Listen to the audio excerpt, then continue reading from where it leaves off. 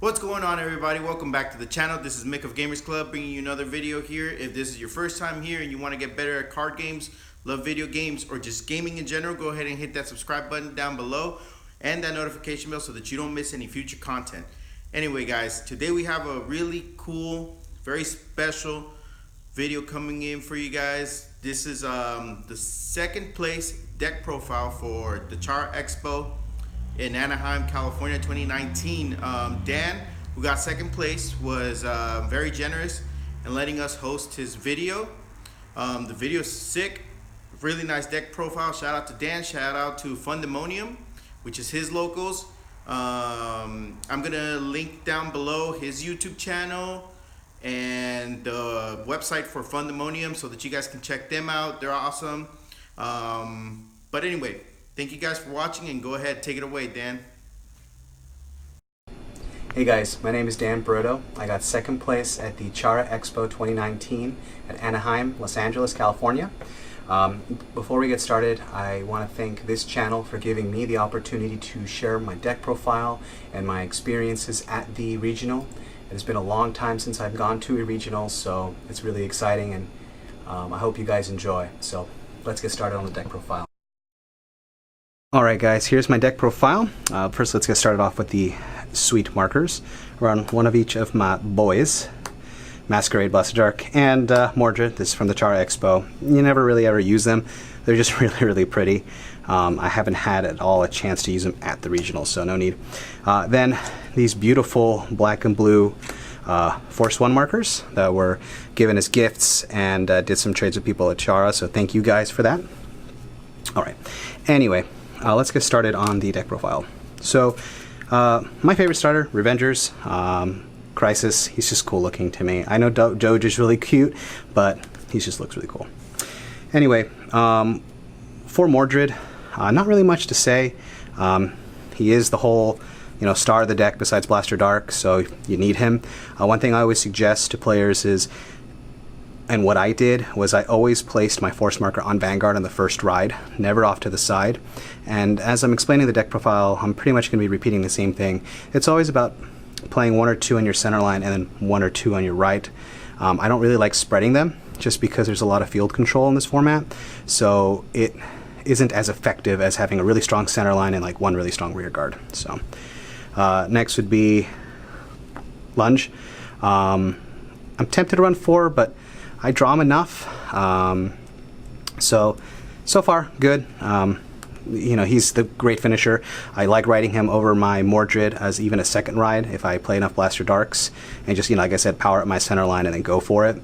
I think throughout the tournament I've used it on the sideline maybe once or twice as a rear guard, but mostly as Vanguard. And then the beautiful Blaster Darks. The whole deck revolves around it. I was actually riding him as Vanguard a lot. That twin drive is really strong. Yeah, you're losing a Blaster Dark, but that extra pressure you're applying towards your opponent with that twin drive was really beneficial, and I was able to hit a fair amount of critical triggers here and there, so I do like riding him as Vanguard. And then Cool Boy, Masquerade, deck thinning. Deck thinning's deck winning. If I don't ride Blaster Dark, I ride him. Nothing really else to say about him. Then I run 2 Cursed. I probably used him 2 or 3 times in the tournament, if I remember correctly. His countercharge is really strong, playing it over, my grade 1s and whatnot. If not, he was a good discard fodder for the Perfect Guards and Blaster Dark. And then 1 Bird. I didn't run more than 1, just because I didn't want to ride him. There was a chance that I can ride him that I'm deck thinning a lot, and there was actually one time where I almost had to ride him, so I actually used him as discard, so I had to G assist or V assist for the grade 2. So there's a lot of field control, so he's not as effective against, compared to like Bermuda or playing against anything else, but 1 is for sure. Like, I would, even later on, I'd still always run 1. And I actually ran 4 of this guy. The Soul Blast to get rid of your Blaster Dark from the Soul from riding him is really nice. That way you can combo with Masquerade. But that blocking, that extra block to be able to grab from your back row is really useful, especially against, those really aggressive decks early game. And against Narukami, when they wipe your front board field and they don't pull anything up, at least you can use your front row to protect. And instead of running just like 1 or 2, I ran 3 just because I wanted to see him more often. I'm still kind of on and off with him. It really depends on the format. This 3 slots can be pretty much moved around with anything. So, but he's good. I every time I've ridden him, I was fine. Every time I drew him, I was fine. I was never upset of getting him. And then the rest is pretty standard. My Dapper Boy, Masquerade. He has saved me a lot, which I'll talk more about later, but great card, great booster. The lovely grade 1 draw, really, really good early game pressure. I would have Blaster Dark as Vanguard, Masquerade is, left or right, and then her on the left or right with that plus 5k in the draw. It's just that early game pressure is really, really important for this deck. And one of the, best cards, the mains, that deck thinning, deck winning, gets you all the pieces you need, your extra copy of yourself, the bird, the black winged, and the triggers are pretty standard. So we have our 4 draw, we got our 4 heal, and then we have our 8 crit. So really straightforward trigger lineup.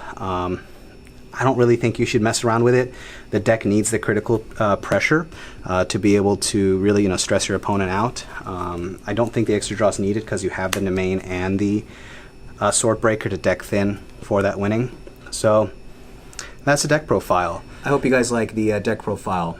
Now we're actually going to be going to my local shop in Sonoma County, and we're actually going to be talking about the regional experience, what I played against, and my overall experience at the convention. Stay tuned for it. I hope you guys are ready to munch on some popcorn and enjoy the story. And I really hope you guys like the deck profile. See you guys right there. Welcome to my locals in Sonoma County, Fundemonium. So let's go inside. While we're walking over there, I guess I'll give you a quick little adventure story of how it was getting into that convention center. Fortunately, we got a pretty nice, easy hotel, and we were able to get pretty close, but man, the lines are crazy. If you see those pictures, they were just chaotic. I mean, overall, the experience was a lot of fun. Making it in second place was great, but more than that, it's meeting all these people, playing against all these, cool, different concept decks, which I'll talk about, and just overall the experience of being in an environment like that. There was a concert going on, there was that wrestling match, the little anime, kiosks, and it was cool. But more than anything, we're here to talk about what I played against and how it was in that tournament. Let's go inside. So, got some notes here. We'll go by round 1, which was playing against God Hand.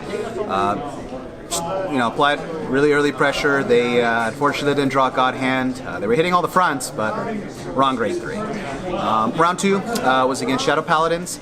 I applied really early aggression. I was able to go first. I damaged them 2 Blaster Darks, but they were fortunately drawing their Blaster Darks and going into grade 1 Masquerade to bring more Blaster Darks out. It was close, but that early game pressure, they couldn't. They had to use a lot of block, midway through the game, so able to get them there. Round 3 was Genesis. This one actually caught me off guard. I didn't really get to play against Genesis very much, so I didn't really know what to do besides just perfect guard, the grade 3 and the Valkyrion. But he played the grade 1 Witch of the Frogs Melissa, which reset my board. I had the perfect setup of Blaster Dark, Mordred, and a Danger Lunge. He was able to protect it, but then he Melissa'd, reset my board. I ended up playing on Blaster Dark, and I think it was a Trigger, and I think another Danger Lunge, but I couldn't do anything with him. And then he did it again, and then it came out to 2 2 Masquerades on there, and then another Blaster Dark. So at this point, he was trying to kill my Masquerade, because at this point he couldn't kill me, I was still at 4, but I blocked my Masquerade, so that way I had the 2 Blaster Darks in my discard. My turn came, used 2 of my Masquerades, brought out 2 Blaster Darks, stacked all these triggered. I ended up top decking I believe my final Danger Lunge, and just went and he lost. So it was really, really cool. That Melissa is a really cool tech. It messes up boards, so I like that. Round 4 is Narukami. He unfortunately had the G assist in grade 2, which was helpful to me. He ended up playing the Gauntlet Bluster, damage restriction. Really, all I had to do was, put my markers on grade 3, mostly, and then maybe 1 or 2 on my right side rear guard. And I just held my Blaster Darks. I held them. I built my markers with grade 3s first, and then once it was time, when he had I think it was 5 or 6 cards in hand, that's when I dumped my Blaster Darks and then went for the push. Round 5 was against a Vision player, Murakumo. I hate that deck. It's a really hard deck to play against. It was really back and forth. At the very end, he was applying a lot of pressure on his final swoop. I was just applying a lot of pressure, and he just didn't have very many cards, easy block, so I was able to dwindle his hand. So on his, I believe, first grade 3 ride, he kind of had to push hard. And he was just fortunate. I hit the heal trigger at the end, and I was able to block just enough and then finish him off with my Blaster Darks. Now, great. Round 6, I was against Narukami. I played against a new friend of mine, Curtis. Really nice guy. It was really back and forth. It was just a very controlling game. He was damage denying me. I ended up having to hold on to my Blaster Darks until that final push, where I dropped them all once he had 6 or so cards in hand, similar to the Narukami play, but he didn't have the G assist, and it was a very long game. So very good. Shout out to you, Curtis. Round 7, Murakumo. I had to G assist. He hit critical triggers twice. He was just getting all the pieces, and it was so back and forth that at the very end, he did his push, and it was me top decking. I top decked the Nemains, rested, got the Sword Breaker, and at this point, all I needed was a Danger Lunge, because I already had, I think, 3 markers on my left side. Drew into a critical trigger. He had enough guard. He ended up, sweeping me up after. Yeah, it was a tough game. And then round 8, Aquaforce. He actually caught me off guard with Maelstrom with his restand. Fortunately, I blocked super early, so even when he did Glory, I was able to take all the hits. Then again, right after, just pushed him. Nabutama, another Vision player. It was pretty bad. Nicest guy, really cool guy. But, Nabutama, we know you're supposed to rush him, drop your hand, because you're going to, discard your entire hand. I ended up drawing into triggers. It was just I had a huge hand, great defensive, but then he ended up doing Jimmy on Congo and then the Crow and made me discard 7, and well, what else could I do? I was able to apply some pressure, but, he was only at, I think it was at 4 damage at the end of it, so then he came back at me and I couldn't block, because my hand was gone, so. By the skin of my teeth, I made it to the top 8. I ended up actually, my first round of top 8 was against the Murakumo player that I lost against.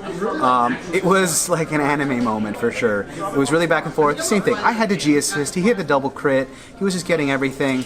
I ended up running Mordred first. I got a Blaster Dark, put it on my centerline Vanguard. He attacked me. I got down to 5 damage. I drew my Danger Lunge, played it, got my last marker, and I just swung. I was like, look, here, Danger Lunge effects. He was at 2 damage. He's like, whatever, I'm just going to take it. I hit 2 crits. Totally threw him off guard, and that's, I won. And then second round after that, with the top 6, was against Tachikaze. And, unfortunately, I was able to kind of control a little bit with Blaster Dark at the very beginning, get rid of his, gauge creators. He just didn't have that extensive crazy push for his grade 2 rush. So just I was just had enough time to beat him down before he could use ultimate play with grade 3. And then the final top 2 is against another Tachikaze. It was pretty crazy. It was real close. Actually, a video was recorded of our match. You guys will be able to see it if Bushiroad posts it up. But long story short, on my first grade 3 ride, actually before that, I was pressuring him really, really hard with my Masquerades and Blaster Dark and just trying to get him as much. He got down to 3. My first grade 3 ride, rode Mordred, got my Blaster Dark on the marker on the side, and then I went for the push. And Mordred hit 2 crits, and and technically that was game, but he healed right on the 6 damage, and blocked my blaster dart, and literally just went, dumped everything. I blocked for a trigger to pass, because if he didn't hit a trigger, I would have had just enough to block it, but he hit 2 triggers. And then he had swung for 7 times. I mean, I was at 2 damage. I didn't have enough. I didn't hit any. I think I hit 1 defensive trigger, but those touches are really huge. So it was a fun experience. I can't thank everybody enough for being so cool. The judges being really nice and patient, and all the players I played against. It was an honor playing against all of you, and I want to say thank you. So that was my experience, and all the pairings I played against. So if you're at this far in the video, I want to thank all of you guys, and thanks for watching, and I really hope you like the deck profile, and I really hope you like my little story. Again, I want to give a shout out to this channel, shout out to my cameraman, my friend, all my other friends at the card shop who helped me get my deck and train me to get ready for the regional, and thank all of you for being so cool and patient, and giving me a chance to share this with you. See you guys.